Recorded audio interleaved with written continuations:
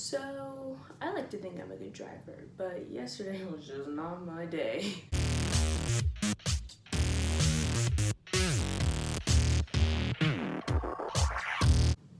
Hey guys, I'm back after like a something month hiatus. I was gone, but it's only because I'm lazy and I didn't really feel like editing the videos I had made. And by the time I was ready to edit them, they were relevant. So yeah, exciting. So I got a car on Saturday, yay, and I got my license back in March, so I've been looking for a really long time. So when I found it, it was great, super exciting. But yesterday was the day where like I was supposed to get my car detailed, and they were gonna like buff out some scratches that had been there. It was a used car, and they were gonna shampoo the carpet and the seats and make it pretty and make it smell all new and stuff. So yesterday I left my dad's house. Oh, I also got a backup camera installed yesterday. So I left my dad's house, I went to Best Buy in the Geek Squad, and I got my backup camera installed.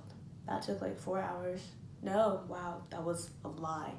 That took like 1 hour, maybe 2. And I just, puttered in the area, had a little fun, But yeah, it took like 2 hours, and then I got my car, and then I had an appointment with the detailer at 12:30, and it was like 12 o'clock, so I had to go. So I left, and I went some random way. So, hold on, let me back up. So no matter how long I've lived in Marietta, Georgia, I don't know how to get anywhere without my GPS. So I GPSed it to the detailer. They did a really good job, by the way. Shout out to Best Hand Car Wash, everybody go there. But I had to GPS it to the detailer, and it took me some like weird back roads. I guess the main roads were like clogged or something. I don't know, it was busy. Did it just get lighter?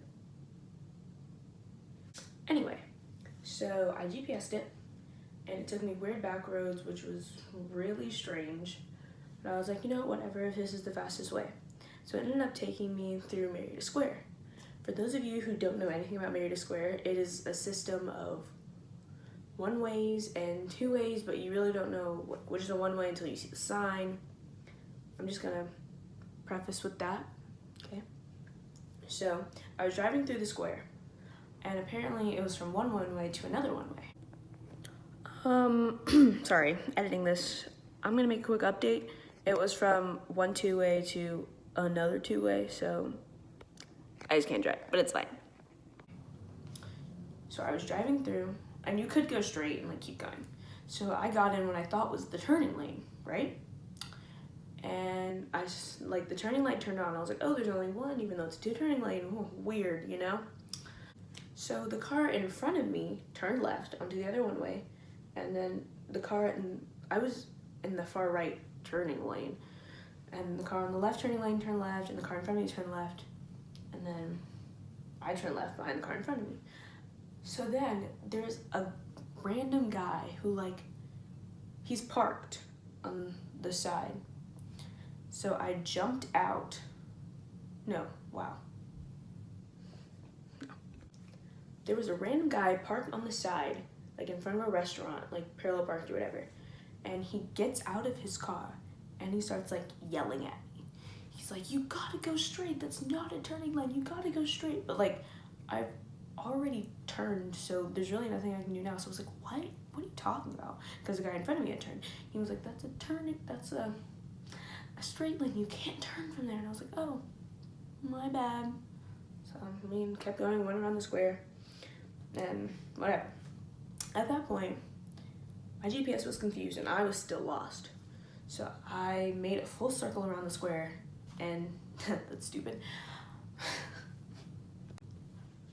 I made a full circle around the square, and my GPS just shut off. Like my phone, the music stopped playing through Bluetooth, my GPS did not work, my phone did not turn back on, and I was driving, so I couldn't look at anything.